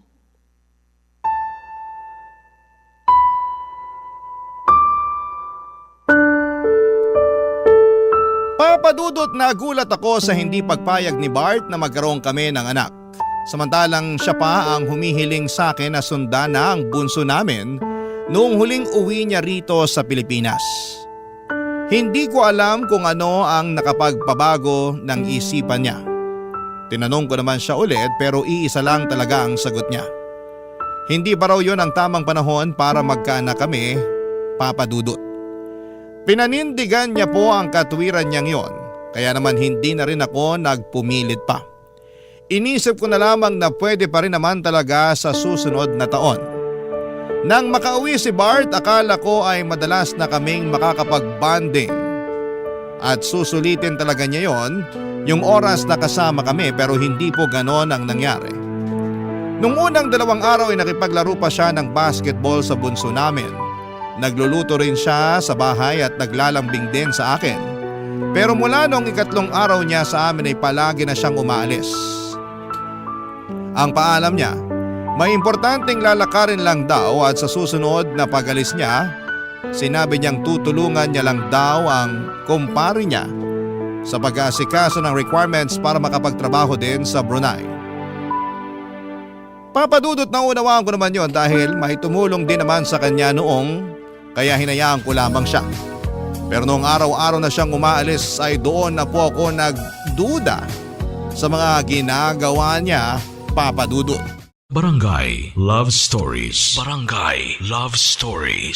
Papa Dudut, nang minsang umalis si Bart ay sinundan ko na siya. Nakita ko siyang dumiretso sa terminal ng bus sa Infanta papunta sa Maynila. Wala po siyang dalang gamit maliban sa chest bag na lagi niyang daladala tuwing umaalis siya. Hindi pa noon nakakakyat ng bus si Bart kaya nagpa siya kong tawagan siya para malaman kung magsisinungaling siya sa akin o hindi. Tumawag ako at sumagot naman siya. Tinanong ko kung nasaan siya ng mga sandaling yon pero nagulat ako ng ibang lokasyon ang sinabi niya sa akin. Malinaw na nagsisinungaling noon ang asawa ko. At dahil doon ay may mas nadagdagan pa ang pagdududa ko sa kanya. Hindi nga nagtagal ay nakumpirma kong niloloko na ako ng asawa ko. Noong pabalik na siya sa Brunei ay hindi na siya nagpahatid sa airport kaya mas lalo akong nagtaka. Dati naman kasi ay pinapasama pa niya ang 2 naming anak tuwing inihahatid ko siya. Pero nagdahilan siya na masyado raw siyang malulungkot kapag sumama kami roon. Pero kahit na hindi niya kami pinasama ay sinundan ko siya, Papa Dudut. Hindi niya namalayan na nakasakay lang kami noon sa isang bus papunta sa Maynila. At laking gulat ko noon nang pagdating niya sa terminal ay may babaeng sumundo sa kanya. Nakakotse pa yung babae. Maganda siya at may katangkaran din pero mukhang mas matanda pa siya sa akin. Hindi ko na sila nagawa pang sundan nang makita ko mismo kung paano siya hinalikan ng asawa ko. Hindi na ako nakakibo sa kinakatayuan ko ng mga oras na yon. Napaluha na lamang ako nang mapagtanto ko kung bakit may nagbago sa pakikitungo ng asawa ko sa akin at sa mga anak namin.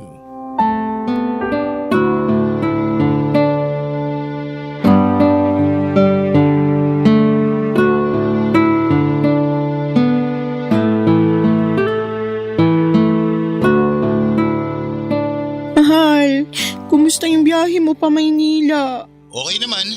Safe naman ako nakarating dito sa airport. Sa airport? Sana nga, sinama ko kayo eh. Ngayon pa lang namimiss ko na kayo ng mga anak ko. Talaga? Oo naman, mahal. Bakit parang hindi ka naniniwala? May dahilan ba para hindi ako maniwala sa'yo? Ano ba yung pinagsasabi mo? Siyempre wala. Sigurado ka? Mahal, ano ba to? Parang iba na yung tono mo ah. May gusto ko ba sabihin sa akin? Wala. Wala, pero ganyan ka naman makipag-usap. Ikaw, wala ka bang sasabihin sa akin? Ay, mahal. Pwede bang diretsahin mo na lang ako? Ang hirap kasi ng ganito na parang manghuhula pa ako kung bakit ka nagkakaganyan. Nasaan ka ngayon? Nandito sa airport. Pwede bang mag-selfie ka ngayon? Ha? Maraming tao rito. Nakakahiya. Kailan pa naging nakakayang mag-selfie sa airport? Ginagawa mo naman yan dati Mahal naman. Ano bang mahirap sa hinihiling ko sa'yo? Selfie lang naman, di ba? Hindi kasi pwede. Bakit hindi pwede? Baka naman kaya ayaw mo kasi wala ka naman talaga sa airport. Paano mo naman nasabi yan? Pwede ba? Huwag ka nang magmaang-maangan. Akala mo ba hindi ko malalaman na next week pa talagang flight mo? Ano? Hindi ka makasagot kasi totoo yung sinasabi ko? Oo, totoo. Wala rin naman point kung magsisinungaling pa ako. Wala ako sa airport. Nandiyan ka sa babae mo, di ba? Kailan mo pa ba ako niloloko, ha? Kailan pa kayo ng babae mo? 5 taon na. 5 taon? Ganong katagal na kayong magkarelasyon? Bart naman! Paano mo nagawa sa akin to? Mahal, pasensya ka na. Kinailangan ko lang kasing gawin to. Kailangan ko ng tulong niya para magkaroon ng trabaho sa Brunei. Tinulungan ka naman ng kaibigan mo, di ba? Ano pa yung tulong na sinasabi mo? Nagsinungaling ako sa'yo noon. Totoong tinulungan ako ng kaklase ko nung high school. Pero nabankrupt yung amo ko. Nagbawas na siya ng mga driver nila. At isa ako sa natanggal kasi ako lang naman yung Pinoy doon. Hindi ko na alam yung gagawin ko noon, mahal. Buti na lang, ipinakilala sa akin ng kaibigan ko si Angelica. Siya yung tumulong sa akin para magkaroon ng panibagong trabaho sa Brunei. Marami siyang kilala na makakatulong sa akin. Kaya may napasukan kaagad ako noon. Kaya ba pati yung Angelica na yun, pinasukan mo na rin? Mahal naman. Intindihin mo naman ako. Para sa inyo rin naman tong ginagawa ko. Hindi ko lang talaga sinabi sa'yo na natanggal ako sa trabaho kasi ayoko ma-stress ka pa. Saka ayoko rin umuwi nang wala man lang sapat na ipon. Ngayong may ipon na tayo, hindi mo na kailangan makisama sa babae mo. Umuwi ka na rito. Mahal, hindi talaga pwede. Please naman, unawain mo naman ako ngayon. Anong gusto mong gawin ko, ha? Tanggapin na lang na may kahati ako sa'yo, ganun ba? Hindi naman magtatagal to, mahal. Pansamantala lang to. Ikaw pa rin yung mahal ko. Kayo pa rin yung pamilya ko. Kaya sana, pagbigyan mo na muna ako ngayon. Alam mo, hindi ko alam kung paano mo pala sasabi sa akin yan ngayon. Hindi ka pumayag nung sinabi ko sa'yo na gusto ko magbuntis ulit. Tapos ngayon, malalaman ko na may kabit ka pala. Ano gusto mo maramdaman ko? Dapat ba hindi na lang ako masaktan kasi mahal mo naman kami ng mga anak mo? Niloko mo na nga ako eh. Huwag mo naman akong gawing tanga. Papadudot dahil sa galit ko ay napilitan si Bart na bumalik at ilaan sa amin ang natitira pa niyang 1 linggo dito sa Pilipinas. Harap-harapan niyang inamin ang naging affair nila ni Angelica. Kahit daw nasa Brunei siya ay madalas pa rin silang magkasama. Sobrang sakit noong nalaman ko lahat-lahat ng panloloko sa akin ng asawa ko. Kahit na sinabi niyang ginawa niya yon para sa amin, ay hindi ko pa rin matanggap na sa tinagal-tagal ng pagsasama namin ay matagal na rin pala niya akong niloloko. Pero kahit gaano kasakit ang ginawa niya, nagdesisyon ako na inihim yon sa mga anak namin. Nagpanggap kami na walang problema dahil ayokong maapektuhan sila. Lalo na't pareho pa silang nag-aaral. Isa pa, papadudot, ay masyado ring makiama ang 2 kong anak kaya hindi kaya ng puso ko na masira ang tingin nila sa papa nila.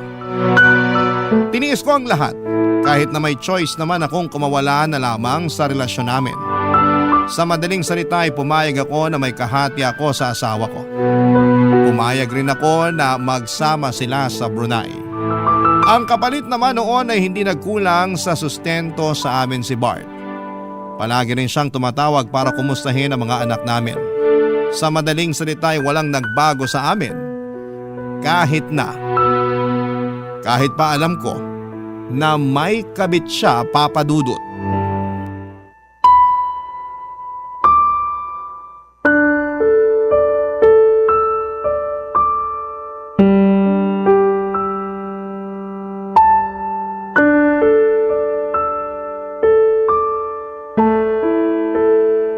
Nasaan ka ngayon?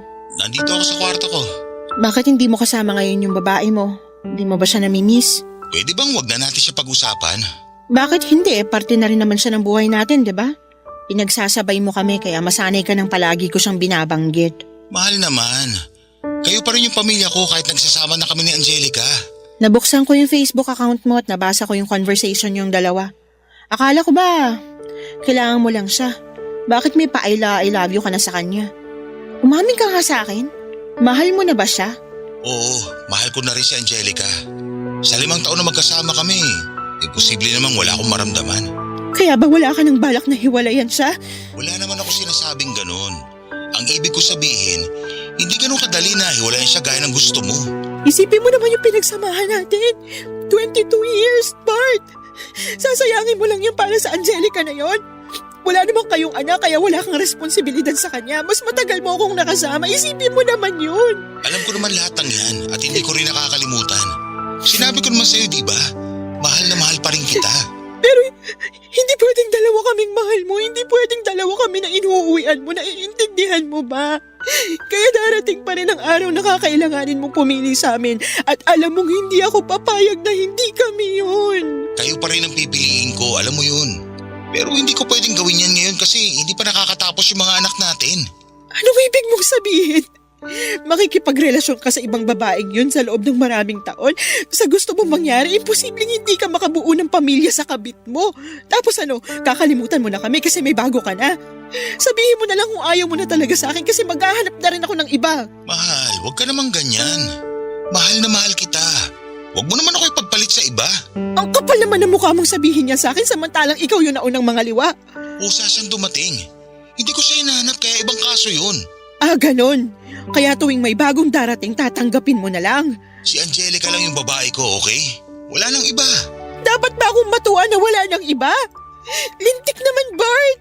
Nagpapakamartir na nga ako rito para lang magmukha pa rin buo yung pamilya natin at hindi masira yung imahe mo. Tapos ganyan pa yung maririnig ko mula sa'yo. Ano bang gusto mong gawin ko para maniwala kang kayo pa rin ang pipiliin ko? Anakan mo ko. Yun lang ang gusto kong mangyari. Wala na akong pakialam kahit magsama kayo ni Angelica. Sige, payag na ako. Pagka-uwi ko ng Pilipinas, sisiguraduhin ko na magkakaanak ulit tayo. Tungkol naman sa sustento, kailangan mo ring dagdagan yon at hindi ka pwedeng pumalya. Wala tayong magiging problema pagdating sa sustento. Hindi ako magkukulang sa inyo. Mabuti kung ganun. Pero sana huwag mo na akong pilitin makipag-hiwalay kay Angelica. Hihiwalayan ko siya kapag natapos na yung mga anak natin sa pag-aaral. Pero sa ngayon, magiging patas ako sa inyo.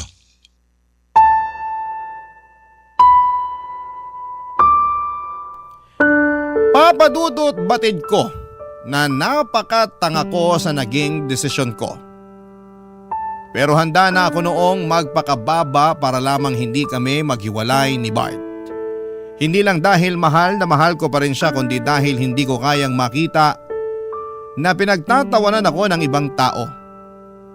Sa dahilang ipinagpalit ako ng asawa ko sa ibang babae sa kabila ng 22 years naming pagsasama. Kumapit pa rin ako sa relasyon namin dahil alam kong may nararamdaman pa sa akin si Bart. Yun na lamang kasi ang pinangahawakan ko, Papa Dudut.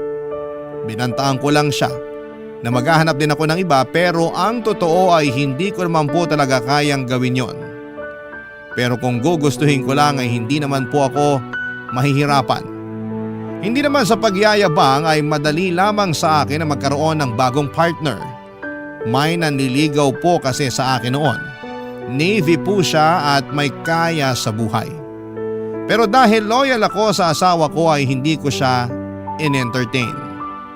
Papadudot dahil pinagbigyan ako ni Bart sa kagustuhan kong magkaroon ulit ng anak, ay nagpakamartir na naman ako sa kanya. Sa pagkakataong yon ay mas naging malala pa dahil kahit nakauwi na siya ng Pilipinas, ay pinapayagan ko pa siyang lumuwas ng Maynila para magkasama sila ni Angelica. Nang malaman ni nanay ang tungkol doon ay halos magwala siya sa sobrang galit at sinabihan si Bart na huwag magpapakita sa kanya. Hindi rin nagustuhan ni nanay ang ginawa ko pero dahil sa pagmamahal niya sa akin bilang anak ay dinamayan pa rin niya ako sa mga kagagahan ko, Papa Dudut. Barangay Love Stories. Barangay Love Stories. Papadudot na buntis ako ni Bart bago siya bumalik sa Brunei. Nakumpirma ko yon matapos kong mag-PT at magpatingin sa OB. Nagpa siya akong hindi na muna sabihin sa asawa ko ang tungkol doon hanggat hindi pa lumalaki ang tiyan ko. Naunang makaalam si nanay at ang mga anak ko pero sinabihan ko sila na huwag munang babanggitin kay Bart. Akala naman ng mga anak ko ay ginawa ko yon para isorpresa ang tatay nila kaya na-excite pa sila nang sabihin ko yon. Ang hindi nila alam ay plano kong gamitin ang pagbubuntis ko para makasama na talaga ng pagmatagala ng asawa ko. Sa madaling salita ay gusto ko na siyang pauwiin ng mga panahong yon. Akala ko kasi noon kapag naibigay na sa akin ni Bart ang gusto ko ay makakampante na rin ako. Pero tuwing naiisip kong mas madalas silang magkasama ni Angelica ay nagngingit-ngit ang kalooban ko, Papa Dudut. Parang gusto ko na lamang bawiin si Bart at pilitin ang makipaghiwalay sa kabit niya. Sa 7 buwan ng pagbubuntis ko ay saka pa lang ako nagpasyang sabihin kay Bart ang tungkol doon. Excited pa naman akong ibalita yon sa kanya pero naunahan kaagad niya ako sa ibabalita niya, Papa Dudut.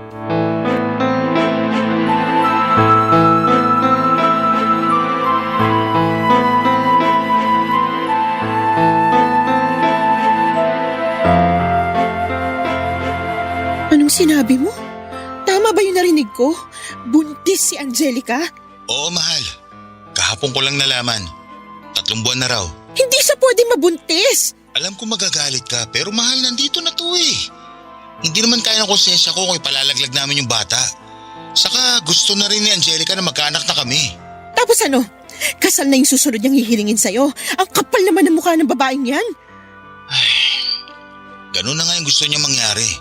Gusto niya na magpakasal kami. Hindi ako papayag. Alam ko. Hindi naman ako magpapakasal sa kanya.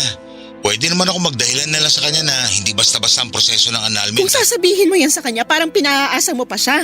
Ipakausap mo siya sa akin. Baka kailangan mo na ipamukha sa kanya kung anong lugar niya sa buhay mo. Hindi naman mangyayari yun eh. Sinabi mo rin sa akin noon na kami yung pipiliin mo, pero anong ginawa mo, ha? Binigyan mo pa siya ng dahilan para itali ka niya. Binuntis mo pa. Huwag ka na magalit, please. May usapan naman tayo, di ba? Nabubuntisin kita para magkaroon ka na ulit ng aalagaan. Hayaan mo pagbalik ko. Malapit na akong manganak, Bart. Anong ibig mo sabihin? Buntis ka rin? May mga anak bang hindi buntis? Pero bakit ngayon mo lang sinabi sa akin? Kasi gusto ka naming isorpresa ng mga bata. Pero wala eh. Sa ganitong pagkakataon mo pa nalaman. Inunahan mo ko kaagad ng balitang na buntis mo na yung kabit mo. Pasensya ka na. Kung alam ko lang. Kung alam mo lang ano, may gagawin ka ba para mapasaya ko ngayon? Ano bang gusto mo, mahal? Hiwalayan mo si Angelica. Pero… Wala nang pero. Ang tagal ko nang nagtiis na may kahati sa'yo. Hiwalayan mo siya kung gusto mo pang makasama yung bago nating anak. Pwede bang saka na lang kapag nanganak na siya? Baka kasi kung ano pa maisipan niyang gawin kapag ngayon pa ako nakipaghiwalay sa kanya. Kawawa naman kung madadamay pa yung inosenteng bata. Siguraduhin mo lang natutuparin mo na yan, Bart. Kasi kung hindi, mapipilitan talaga ako na ilayo sa'yo tong anak mo.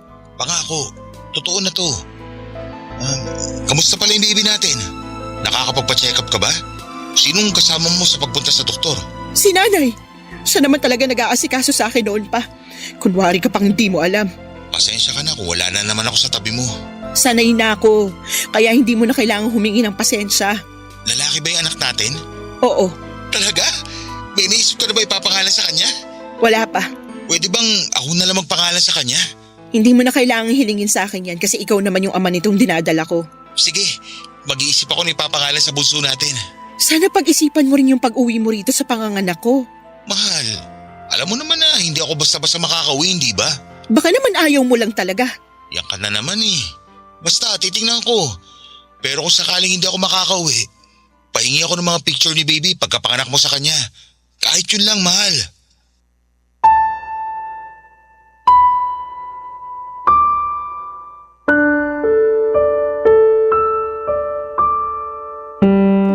Papa Dudut, alam naman ni Angelica na kasal kami ni Bart pero hindi ko maintindihan kung bakit hinihiling pa niya na pakasalan siya ng asawa ko. Pero kahit na ano pang gawin niya ay hindi ako papayag na maghiwalay kami ni Bart. Pinangahawakan ko ang kasal namin at malaki ang laban ko hanggat hindi pa ako hinihiwalayan ng asawa ko. Sa galit ko noon ay gumawa ako ng paraan para makausap si Angelica. Dahil pareho lang naman kaming nasa Pilipinas, Kung tutuusin ay pwede ko siyang puntahan pero dahil malaki na ang tiyan ko ay mahihirapan na akong magbiyahe. Nagkaroon kami ni Angelica ng mainit na sagutan. Hindi ako nagpatalo sa kanya dahil ako ang legal at ipinamukha kong kabit lamang siya ng asawa ko. Doon na siya nagwala at aksidente niyang nasaktan ang sarili niya. Papadudot sa kasamaang palad ay nakunan po si Angelica. Hindi ko naman ginusto ang mga nangyaring yon sa kanya at aaminin ko na naawa ako sa kanya dahil sa mga nangyari. Pero medyo nakahinga rin ako ng maluwag dahil wala na siyang hahabulin sa asawa ko. Papadudod sa pagkawala ng ipinagbubuntis ni Angelica, akala ko noon ay tuluyan na siyang hihiwalayan ni Bart. Pero hindi po ganon ang nangyari.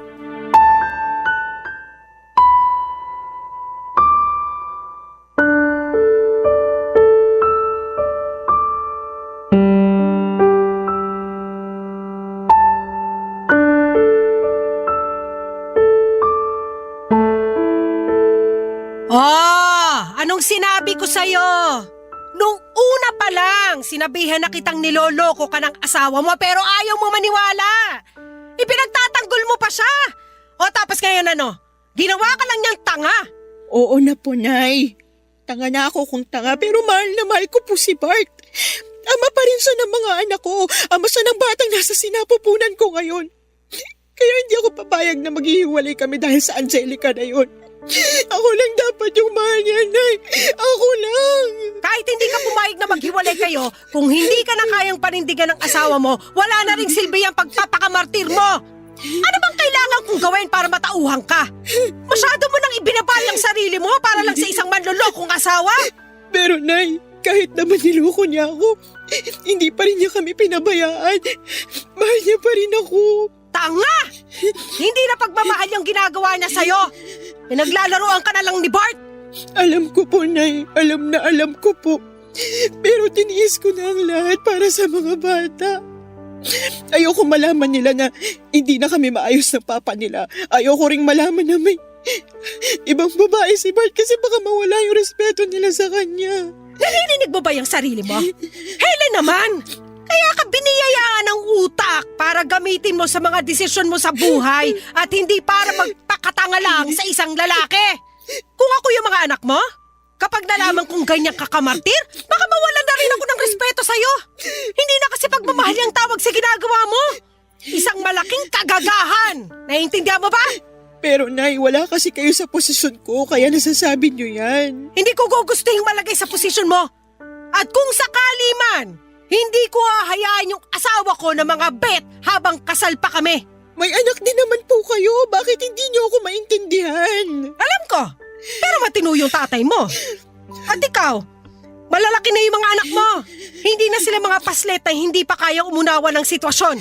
Kung sasabihin mo sa kanila yung totoo, hindi mo na kailangan magtiis sa asawa mo. Kung hihiwalayan ko siya, mas mapapadali lang sa kanilang lahat. Ayoko siyang hiwalayan, hindi lang dahil sa mahal ko pa siya, kundi dahil ayoko maging masaya sila ng kabit niya. Hindi ko ibibigay yung gusto nila, Nay. Niloko na nga nila ako, tapos bibigyan ko pa sila ng dahilan para maging masayang pamilya.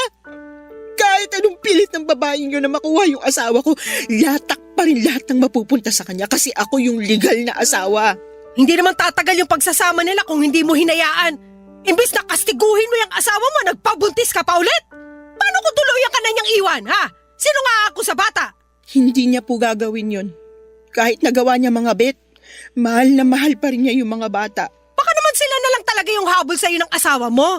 Pero ang totoo, kating-kati na siyang hiwalayan ka at natatakot lang siya sa pwede mong gawin. Uulitin ko, Nay. Mahal ako ng asawa ko, kaya wag niyo nang ipilit yung sinasabi niyo. Sige, bahala ka sa gusto mong isipin. Total, sarado naman yung isip mo. Lahat ng sasabihin ko, hindi mo rin naman tatanggapin.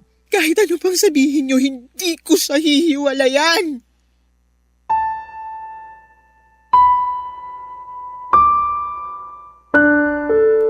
Papadudod sa kabila ng mga nangyari kay Angelica ay nakumpirma kong nagsasama pa rin sila ni Bart at wala talaga siyang balak na hiwalayan nito. Hindi nga nagtagal ay hiniling na rin niya Papadudot na maghiwalay kami. Tama si nanay. Mga bata na lang talaga ang habol sa akin ng asawa ko. Nangako naman siya na hindi siya magkukulang sa suporta niya sa mga bata. Lalo na sa batang nasa sinapupunan ko sa ngayon. Humihiling siya ng annulment at willing daw gumastos si Angelica para doon. Pero hindi ako pumayag. Hinayaan ko silang magsama gaya ng gusto nila pero hindi ko hinayaang mawala sa akin ang titulo bilang legal na asawa. Batid kong mas lalo ko lang ginagawang komplikado ang sitwasyon namin. Pero ayoko magmukhang talunan kay Angelica. Kaya nangako ako na hanggat nabubuhay ako ay mananatili pa rin siyang kabit ng asawa ko. Hanggang sa ngayon ay hindi pa rin alam ng mga anak ko na sira na ang relasyon namin ng tatay nila. Kaya gusto ko sanang samantalahin ang pagkakataong ito para makahingi ng payo sa mga tagapakinig ng inyong programa, Papa Dudut. Kung dapat ko pa bang sabihin sa mga anak ko na gusto ko nang makipaghiwalay or gusto nang makipaghiwalay sa akin ng papa nila. At kung tama ba na hindi ko hiwalayan si Bart kahit desidido na siyang sumama sa kabit niyang si Angelica. Sa ngayon ay hanggang dito na lamang po muna, Papa Dudut, ang kwentong ibabahagi ko at maraming salamat po sa pagbabahagi nito, Papa Dudut, at gayon din sa lahat ng bumubuo ng Barangay LS. God bless and more power sa inyong programa. Ang inyong forever kapuso at ka-barangay, Helen.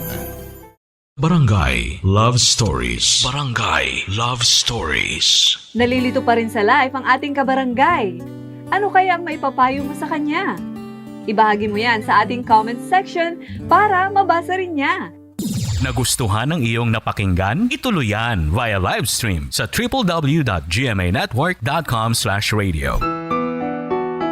Barangay LS In Mega Manila, 97.1. Forever!